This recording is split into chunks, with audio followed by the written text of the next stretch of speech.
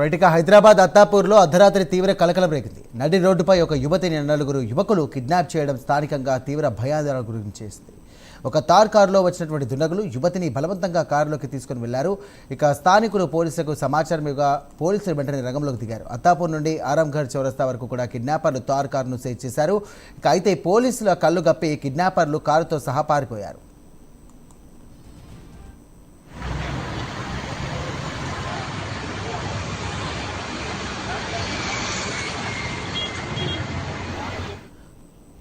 Right, దుండగులు వాడిన థార్ కారుకు నంబర్ ప్లేట్ లేకపోవడంతో వారి వివరాలు సేకరించడం పోలీసులకు సవాల్గా మారింది. ప్రస్తుతం PVNR express way pillar number 143 వద్ద ఉన్నటువంటి CCTV ఫుటేజ్ని కూడా పోలీసులు పరిశీలిస్తున్నారు. అసలు యువతి కిడ్నాప్కు గురైందా లేక దీని వెనుక మరేదైనా కారణం ఉందా అనే కోణంలో కూడా విచారణ జరుపుతున్నారు పోలీసులు. ఇక అర్ధరాత్రి దాదాపు 3 గంటల పాటు పోలీసులు విస్తృతంగా గాలించినప్పటికీ కిడ్నాప్కు గురైన యువతి ఎవరనేది ఇంకా తెలియలేదు. అటు పోలీసులకు కూడా ఇప్పటివరకు ఎలాంటి అధికారిక ఫిర్యాదు కూడా అందలేదు. బట్ ఇదే అంశానికి సంబంధించి మరిన్ని డీటెయిల్స్ అందించడానికి లైవ్ ద్వారా మా కరెస్పాండెంట్ కుమార్ సిద్ధంగా ఉన్నారు. Kumar, thank you Sai. అయితే నిన్న అర్ధరాత్రి అత్తాపూర్లోని ఒక యువతి కిడ్నాప్ కలకలం రేపింది. అయితే ముఖ్యంగా అత్తాపూర్లోని 147 పిల్లర్ దగ్గర జాయ్ హాస్పిటల్ దగ్గర ఒక యువతిని తారులో వచ్చిన కొంతమంది వ్యక్తులు కిడ్నాప్ చేసి ఇక్కడి నుంచి అయితే తీసుకెళ్ళిపోవడం జరిగింది.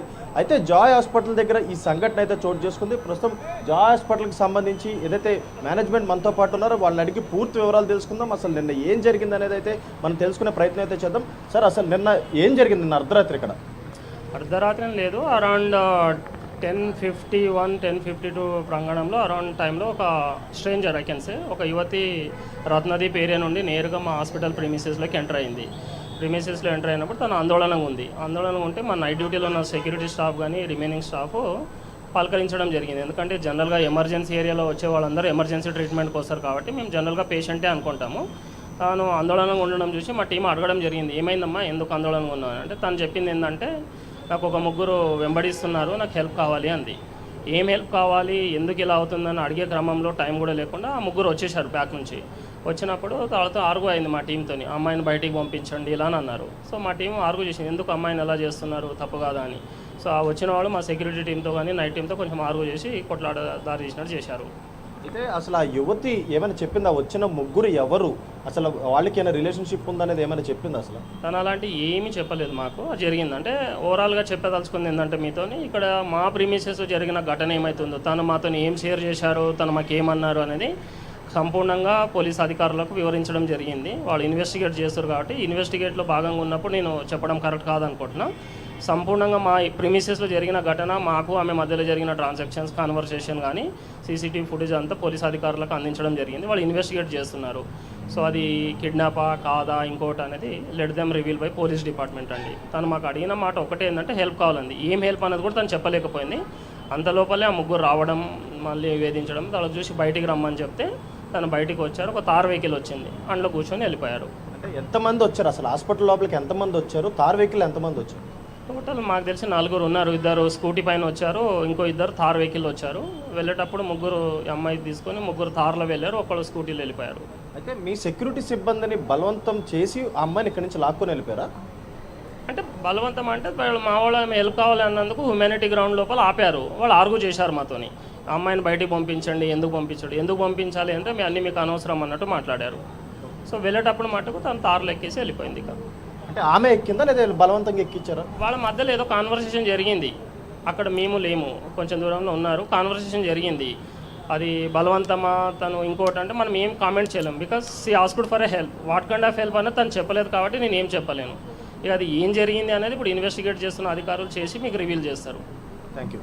అయితే మొత్తానికి ఏదైతే నిన్న అర్ధరాత్రి జరిగిన ఈ సంఘటన ఏదైతే ఉందో దానికి సంబంధించి ముఖ్యంగా జాయ్ హాస్పిటల్ సమీపంలోని ఈ సంఘటన అయితే చోటు చేసుకుంది. అయితే ముఖ్యంగా తార్ వెహికల్లో 2 వ్యక్తులు వచ్చారు, అలాగే స్కూటీపై 2 వ్యక్తులు వచ్చారు. అయితే తార్ వెహికల్లో వచ్చిన 2 కూడా మొదటగా హాస్పిటల్లోకి వచ్చి ఏదైతే ఆ యువతిని పంపించాలంటూ కూడా హాస్పిటల్ సిబ్బందితో వాగ్వాదం దిగారు. ఆ తర్వాత స్కూటీపై మరొక 2 అయితే రావడం జరిగింది.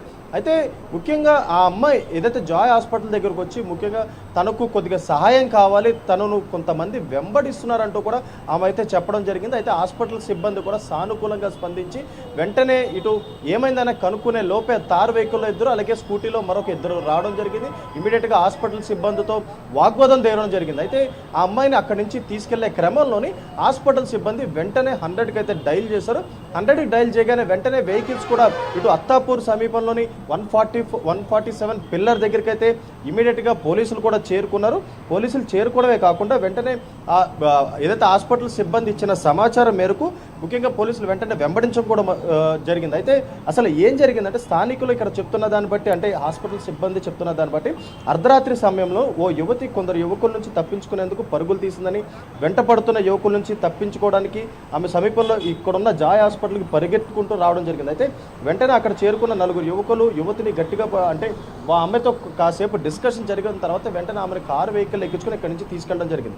అయితే ఈ ఘటన జరిగిన వెంటనే 100కి పోలీసులకి కాల్ చేయడంతో సమాచారం అందుకున్న పోలీసులు కూడా వెంటనే ఇక్కడ చేరుకొని ముఖ్యంగా ఆ తారు వాహనాన్ని వెంబడించే ప్రయత్నం అయితే చేశారు. అయితే పోలీసులు అరంగర్ చౌరస్తా వరకు కూడా తారు కారును వెంబడించినట్లయితే తెలుస్తుంది. అయితే కిడ్నాపర్లు రూట్ మారుస్తూ పోలీసులను డైవర్ట్ చేస్తూ అక్కడి నుంచి తప్పించుకున్నట్లయితే తెలుస్తుంది. అయితే పోలీసులు ప్రాథమిక అనుమానం ప్రకారం ఈ కారు ఏదైతే ఉందో వెనకాల మరొక బైక్ కూడా ఫాలో అవుతున్నట్లు కూడా గుర్తించారు. ఈ బైక్ రూట్ క్లియర్ చేయడంలో లేదా పోలీసులు కదలికను గమనించడంలో ఆ బైక్ ఏదైతే సహాయపడిందనే తెలుస్తుంది. ముఖ్యంగా ఈ ఘటన తర్వాత పోలీసులు దాదాపు 4 గంటల పాటు అలిపెరగుండా గాలింపు చేపట్టారు. కంట్రోల్ రూమ్ నుంచి ప్రత్యేకంగా అలర్ట్ జారీ చేసి అత్తాపూర్ నుంచి శంషాబాద్ వరకు ప్రధాన రహదారులు, అప్రోచ్ రోడ్లు, సీసీ కెమెరాల ఫుటేజ్ను కూడా పూర్తిగా పరిశీలించారు.